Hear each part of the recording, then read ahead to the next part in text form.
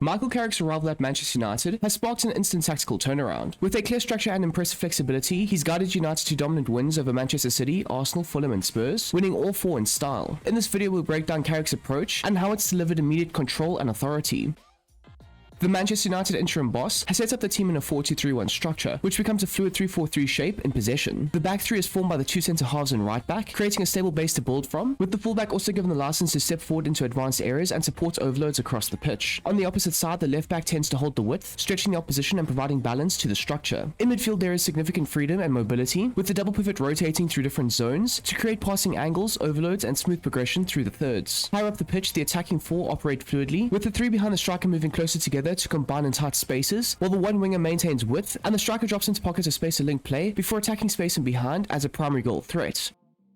Carrick has implemented a largely standard tactical preset at Manchester United, stripping back unnecessary in-game complexity while empowering players with greater freedom in possession. Rather than rigid positional instructions, the focus is on principles, movement, spacing and decision-making. United look to interchange passing lanes through constant positional rotations, fluid combinations and intelligent off-the-ball movements, allowing them to bypass multiple waves of opposition pressure in all phases of play. This fluidity enables the team to manipulate pressing structures, drawing opponents out of shape before exploiting space left behind. Carrick encourages players to take responsibility on the ball, trusting their technical quality and game intelligence to solve problems organically rather than through strict automation. In possession, the team are comfortable progressing the ball through the central areas using mixed patterns of play. Short controlled combinations are used to establish rhythm and draw pressure, while longer, more direct passes are deployed to quickly access advanced runners and attack space behind the defensive lines. The central build-up is complemented by strong wide involvement, with fullbacks stepping forward aggressively to carry the ball and combine with the wingers. Midfielders are also encouraged to drift into wider zones, creating overloads and rotational triangles that can stretch opposition defenses horizontally. Michael Carrick places strong emphasis on ball carrying, with United's most press-resistant players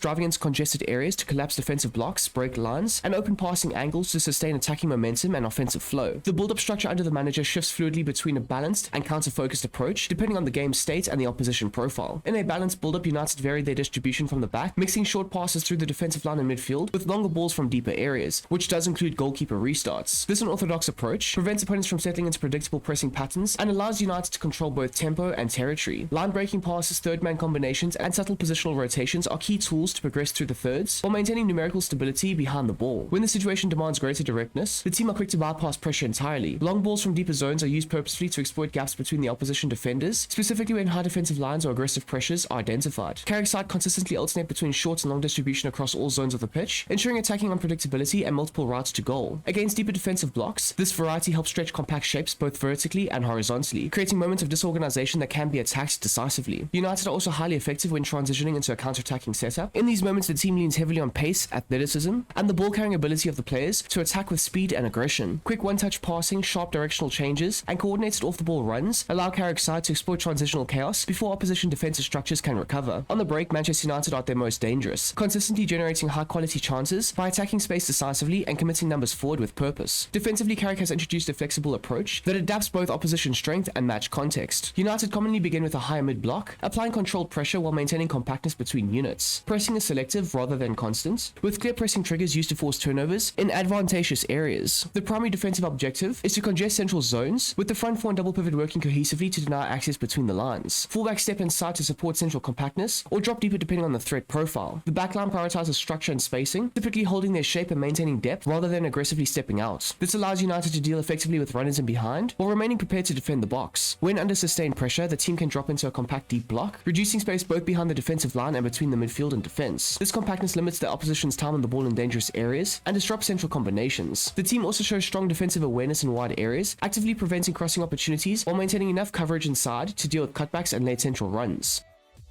The goalkeeper Senna Lamens is set up as a ball-playing keeper with a build-up focus, playing a key role in United's first phase of possession. The Belgium is comfortable building from the back, consistently finding centre-backs under minimal pressure, or firing sharp line-breaking passes into midfield to bypass the initial press. When short options are blocked, Lamens is given the freedom to go long, launching accurate passes into advanced areas, while United attackers are tasked with winning the first contacts and generating offensive momentum from second balls. Beyond his distribution, he has been a decisive presence as a shot stopper. His reflexes, positioning, and ability to produce big saves in critical moments have been vital to keeping keeping United in games and protecting leads. The backline of Luke Shaw, Lisandro Martinez, Harry Maguire, and Diogo Dalot is built around balance, adaptability, and control, with each player given a clearly defined role that contributes to United's strong defensive platform under Michael Carrick. Luke Shaw operates as a balanced wingback, providing stability on the left while still offering support in attacking phases. Under Carrick, Shaw is entrusted to read the game, choosing when to hold his position and protect the defensive line, and when to step forward and support progression down the flank. His intelligent movements helps maintain width and possession, while his recovery runs and positioning, ensuring United remain compact when possession is lost. On the left side of the defense, Lisandro Martinez is deployed as an aggressive wide back, a role that fully utilizes his intensity and technical quality. The Argentine centre-back is allowed to step out the back line into lateral and central areas, engaging attackers early and preventing opposition build-up through proactive defending. In possession, he is a key progressive outlet, confidently driving forward with the ball, breaking lines with vertical passes, and switching play to destabilize opposition structures. His comfort in advanced zones helps United sustain pressure and recycle attacks effectively. His partner Harry Maguire anchors the back line as a defensive ball-playing centre-back, where he'll offer physical dominance and security. Maguire's height and strength are crucial in dealing with aerial threats, allowing United to hold a higher line when needed. On the ball, he is encouraged to step forward and play measured passes into midfield or wide areas, helping the team progress while maintaining defensive balance. On the right, Diogo Dalot is used as a versatile fullback, frequently shifting between a traditional right-back role and forming part of a back three in possession. Carrick utilizes Dalot's mobility and technical ability to create overloads down the right flank, where he can combine with the wing and midfielders or underlap into advanced spaces. His flexibility allows the team to maintain structural stability while still posing a consistent threat in wide areas. The midfield double pivot of Kobbie Mainoo and Casemiro is the engine room that controls and dictates Manchester United's flow from the base of midfield under Michael Carrick. Both players will be deployed as deep-lying playmakers with a roaming focus, but the responsibilities are clearly contrasted, creating balance between control, creativity, and defensive security. Mainoo plays with a high level of freedom within the structure, combining composure in deeper areas with attacking edge higher up the pitch. The young midfielder is encouraged to receive on the half turn, glide past pressure, and carry the ball into advanced central spaces to commit defenders and open passing lanes. His ability to dictate tempo through short combinations while also bursting forward adds unpredictability to United's build-up, allowing the team to progress through the middle rather than relying solely on wide play. Alongside him, Casemiro acts as a defensive foil that allows Mainoo to express himself while still contributing to circulation and build-up play. Casemiro's primary role under Carrick is to screen the back four, break up opposition transitions, and impose physical control in central areas. His reading of the game, tackling, and positional discipline help the team remain compact when possession is lost, while his experience ensures stability during periods of pressure. In the attacking phases, Casemiro has also been a major threat in the final third, using his range of passing to play vertical balls into advanced areas and switch play quickly when space opens up. He frequently arrives late in the box during sustained attacks, making him dangerous from cutbacks, second balls, and set-piece situations, whereas timing, power, and composure in front of goal add an extra scoring dimension to Carrick's midfield structure. The attacking trio ahead of the double pivot being Matheus Cunha, Bruno Fernandes, and Amad Diallo are central to Manchester United's creativity, combination play, and attacking intent. Cunha is deployed as a roaming playmaker, where he starts from the left but is constantly encouraged to drift inside into central and half space areas. Under Carrick, he becomes a key overload creator, combining with Bruno and the striker to generate numerical advantages between the lines. His ability to receive under pressure, link play, and drive at defenders allows United to progress through tight central zones, while his natural goal threat means he's always arriving in dangerous positions inside the box rather than remaining isolated out wide. Cunha is also tasked with quick interchanges near the edge of the area to create space for runners from deep, making him essential in transitional play. The Brazilian's off-the-ball movement drags defenders out of position, opening pockets of space and channels for the players around him to exploit. At the heart of the attack, Bruno Fernandes also operates as a roaming playmaker, as the manager has granted him significant positional freedom, allowing Fernandes to move laterally across the central spaces, drop deeper to assist in build-up, or push high to support the striker. His creativity, vision, and risk-taking passing are vital to breaking defensive lines, while his constant movement helps dictate the rhythm of United's attacking play. The Portuguese's intent to play forward and attack space ensures United remain aggressive and purposeful in possession. He also thrives on late runs from deep into the box, giving him goal-scoring opportunities and creating secondary threats for opposition defenders to track. Additionally, Bruno's ability to combine with wide plays for quick 1-2s stretches the pitch and opens up gaps in compact defensive setups. On the right, Diallo is used as a roaming half-winger, providing a different type of threat. Under Carrick, Amad balances width with interior movement, stretching the pitch when needed, but frequently drifting inside to combine in tight areas. His close control, changes of direction, and composure in front of goal make him a consistent danger both cutting in from the right and attacking space around the box. This flexibility allows the team to overload central zones while still maintaining a wide threat on the right flank. Amad is particularly effective in transitional counter-attacks, using his pace and dribbling to exploit defensive disorganization. His movement also complements the fullback and midfield rotations, helping create numerical superiority on the flank and in the half spaces. Lastly, Bryan Mbeumo leads the Manchester United attack as a build-up false nine, acting as a central pivot in the team's offensive play. Mbeumo is not seen as a traditional striker. He frequently drops into the midfield to link play, create overloads, and draw defenders out of position. His movement opens up passing lanes for attacking midfielders and wingers to exploit, allowing United to progress the ball through tight spaces with ease. He combines intelligent movement with sharp interplay, often laying off passes or setting up runs for Cunha, Bruno, or Amad, ensuring the team retains fluidity in the final third. Additionally, Mbeumo's positioning allows him to strike from distance when given space, space, adding a secondary goal threat while still maintaining his key role as the build-up fulcrum. His versatility in dropping deeper or pushing forward makes him a constant tactical problem for opposition defenses, as defenders must decide whether to follow him and risk being pulled out of shape or hold their line and leave him free to orchestrate play.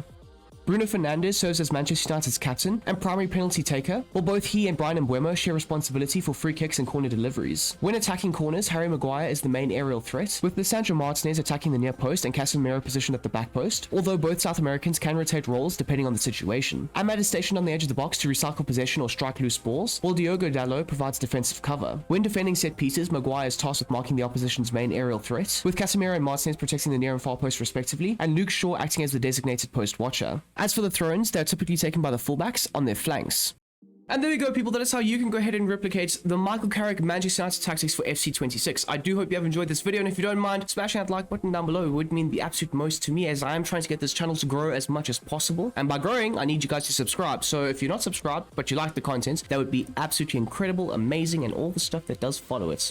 So yes, if you're looking for any extra content, be sure to check out the Brom Squad Gaming Patreon. It's another platform very similar to YouTube, but it is behind a paywall. And if you are looking for any extra content, because that is exactly what it is, go ahead and check it out. The link for it is down below in the description. I will be making the tactics extension for players that I have not mentioned in this video for United and Michael Carrick's team. It just won't be ready yet. Obviously, it's only been 4 games, so I haven't really seen a lot of Sesko or Xerxes, or of course Patrick Dorgu played very well for those first 2 games and then he got injured. But players like that I have not mentioned will be in that video, and I will obviously mention it on the community tab bits on YouTube, and you guys will definitely be alerted and will know. And it just adds a little bit more depth and variety to your career modes if you are looking to play as Michael Carrick and have a very enjoyable winning Manchester United career mode, because of course 21 is coming. So yes, anyways, I would also just like to say thank you so much to all of my Patreon subscribers. You guys are absolutely killing it. The support, the love, and all that stuff that is on that platform is outrageous, and I really do appreciate each and every one of you, and I hope to continue making the grand, fantastic extra content that you guys are able to see on the Patreon. So there is that too. Now, if you're looking for any footballing chats and conversations, be sure to check out the Brom Squad Gaming Discord, where we chat about football, where we chat about well, actually, last night, people were telling me I was old, so we banter there too, apparently. I'm not that old, kind of. But anyway, we do chat on there quite a bit, and all are welcome. So if you're looking for something like that, the link for that is also down below in the description. Anyways, people, until the next time, until the next one, I hope you have a smashing goddamn day. I know I am. And yes, I'm out of here. Peace!